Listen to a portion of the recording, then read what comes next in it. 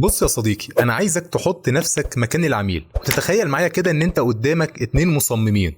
واحد ده البيهانس بتاعه والتاني ده البيهانس بتاعه. انت كعميل هتختار اي واحد فيهم انك تعمل معاه الشغل بتاعك. قررت اكيد طبعا هتختار البيهانس التاني، والاتنين بيهانس اللي انا وريتهم لك دلوقتي دول هم بتوعي، بس واحد البيهانس بتاعي زمان اما التاني البيهانس بتاعي دلوقتي.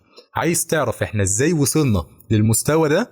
تعال هقولك، بس عشان اقولك انزل اعمل اللايك الجميل بتاعك واثبت وجودك بكومنتك التشجيعي، ولو مش مشترك في القناة اشترك في القناة وفعل الجرس، وتعالوا نعمل مع بعض بروجكت كامل على البيهانس من اوله لاخره، ونتعلم مع بعض كل اداة في البيهانس بتعمل ايه وازاي تنسق البروجكت صح.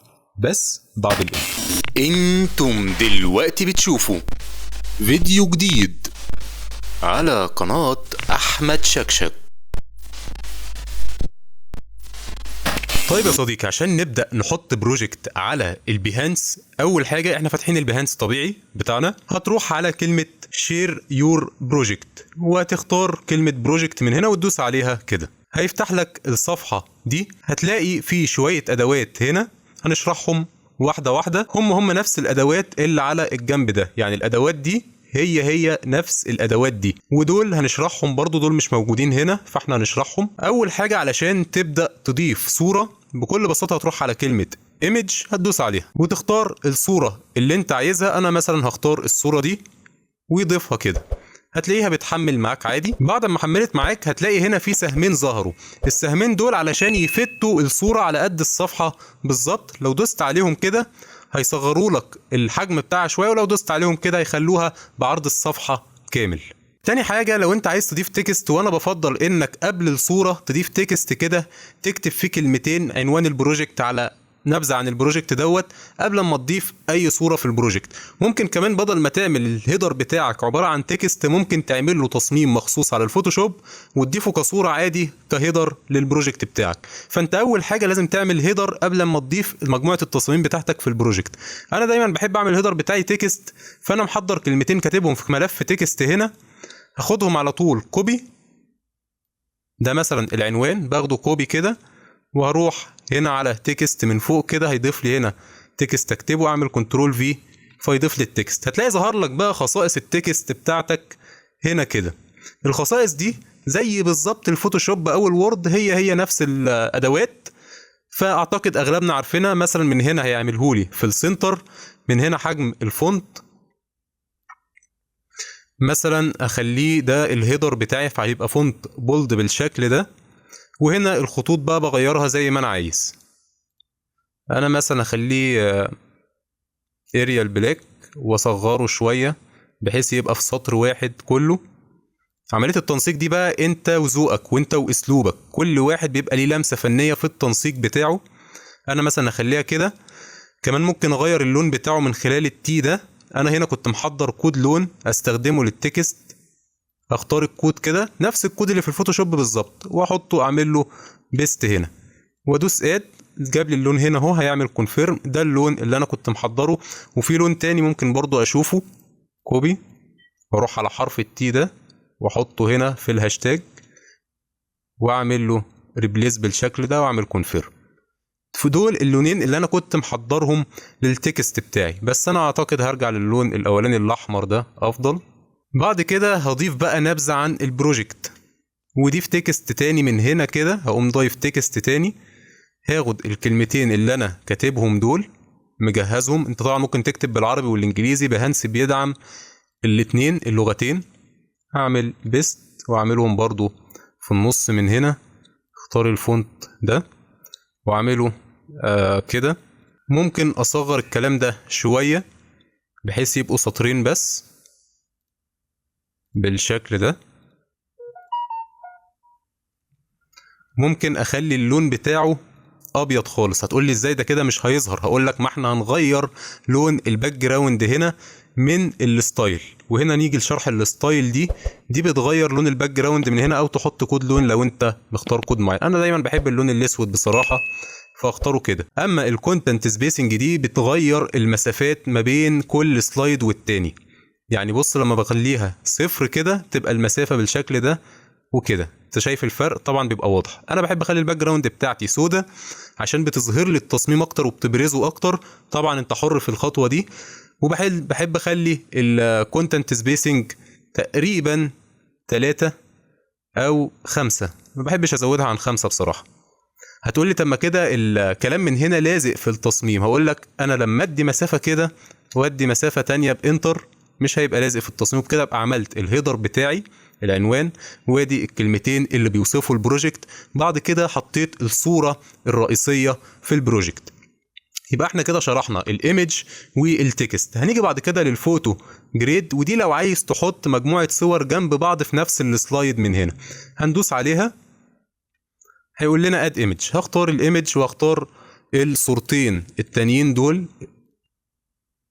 هيتحطوا الاتنين جنب بعض. لو انا عايز احط صورتين جنب بعض او 3 صور او 4 صور او 5 صور بيبقى من خلال الفوتو جريد دي. وبرضه ممكن تعمل لها نفس السهمين من هنا تكبرهم وتصغرهم على قد البروجكت بالظبط. طيب اكتر حاجه بقى الناس بتسال عليها الفيديو اند اوديو. دي بالمناسبه دي لو عايز تضيف صوت او تضيف فيديو عادي تابلوده من الجهاز عندك على بيهانس على طول.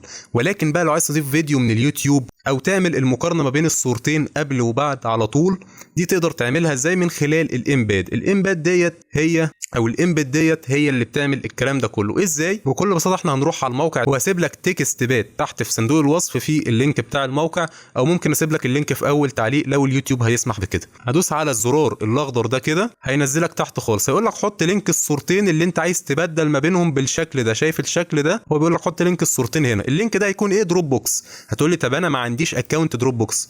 بكل بساطه يا صديقي هتيجي على علامه الدروب بوكس دي هيبدا يفتح لك موقع دروب بوكس على طول. هتعمل كونتينيو ويز جوجل وهتختار الايميل بتاعك وهو هيعمل تسجيل دخول اوتوماتيك من خلال الميل بتاعك، وهتدوس اي اجري وكونتينيو من هنا. هعمل ابلود فايلز من هنا، هدوس على ابلود فايلز واقوم مختار الصورتين اللي انا عايز ابلودهم. ادي الصوره دي مثلا والصوره دي.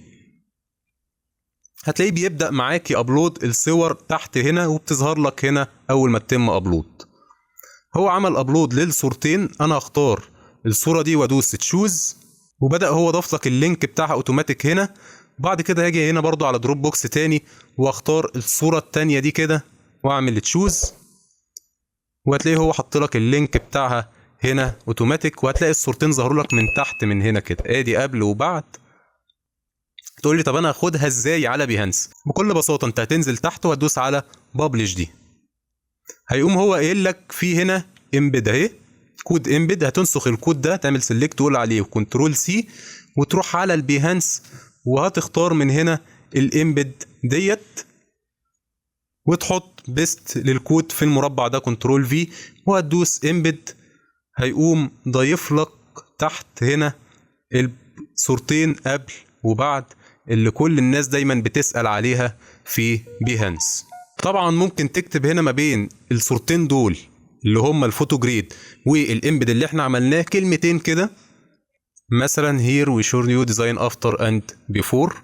ناخدهم كوبي واحطهم في ملف تكست هنا كده واعمل بيست واعملهم في النص واعملهم مثلا، ببدا اختار بقى شوف اني اللي هيكون مناسب ليا واختاره. ممكن اكبر الفونت شويه هنا خليه 22 واعمل مسافه كده ومسافه كده بحيث يبقى فيه براح ما بين الصور وبعضها بالشكل ده. طيب انا عايز اضيف فيديو على طول من اليوتيوب. هبدا اروح افتح اليوتيوب وافتح الفيديو بتاعي بالشكل ده وابدا اعمل نسخ رمز التضمين ديت. هيعمله لي نسخ كده. هقوم رايح على البيهانس واعمل اضافه امبد واعمل بيست لرمز التضمين وادوس امبد كده. هيقوم تحت خالص هنا ضايف لي الفيديو من اليوتيوب مباشره عادي جدا. بالمناسبه الفيديو ده هتقدر تلاقيه على القناه، انا نزلته تقدر تشوفه على القناه. هو بيشرح رسم الاضاءات في المنتجات.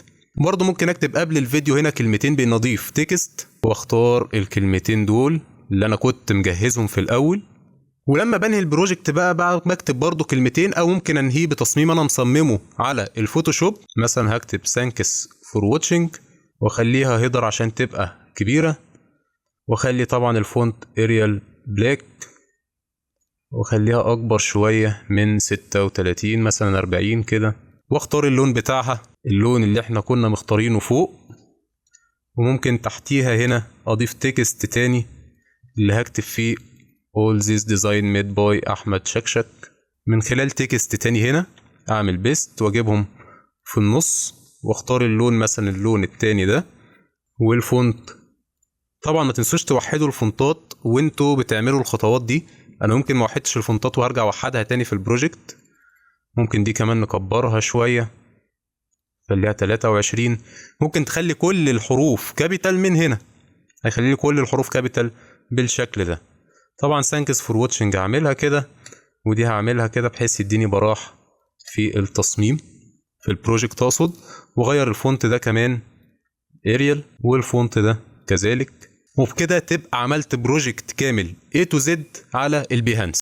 طيب كده احنا هنا البروجكت، عايزين بقى نبدأ نختار له الاسم بتاعه والصورة البروفايل بتاعته من خلال كلمة ستينجس. هتلاقيه هنا هو حاطط لك صورة البروفايل. لو عايز تغيرها بصورة انت مصممها مخصوص على الفوتوشوب هتعمل edit cover image، وتبدأ تدوس هنا وتابلود الصورة اللي انت عايزها او صممتها للبروجكت. لو مش محتاج انت ممكن تختار صورة من الصور اللي انت حاططها جوه البروجكت بالشكل ده، وتزومها شوية من هنا، تكبر كده، وتبدأ بقى تظبط السنتر بتاعها بالشكل ده كده، واعمل كروب كده. يبقى انا كده ضفت بروجكت. هنا بقى الكاتيجوري بتاعت البروجكت مثلا هي جرافيك ديزاين وادفرتايزنج مثلا اعلانات.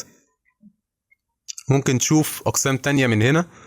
وهنا التول اللي انت استخدمتها عشان تعمل التصميم ده، انا هكتب فوتوشوب اهو، هو جابها لك ادوبي فوتوشوب. ولو في تول تانية اكتبها، مفيش ما تكتبهاش، اكتب هنا كل التول اللي انت عايزها. هنا بقى تاج بحيث الناس وهي بتبحث على البروجكت دي بتبقى زي كلمات دلالية. ممكن نعملها سوفت درينك، ممكن نعملها سوشيال ميديا بوست وادفرتايزنج وادز وبوست وماركتنج مثلا وديزاينر. بتختار بقى انت شوية كلمات دلالية انت عايزها بحيث الناس لما تيجي تبحث عن البروجكت ده تلاقيه. ممكن برضو نزود كلمة كوفي وكافيه برضو، وكده دي الكلمات الدلالية. اما هنا عنوان البروجكت بقى، عنوان البروجكت اللي احنا اصلا كتبناه فوق من هنا مصر كافيه. لو عايز بقى البروجكت ده ما تشيروش دلوقتي هتدوس على سيف درافت، لكن لو هتشيره دلوقتي هتدوس على ببلش عادي جدا.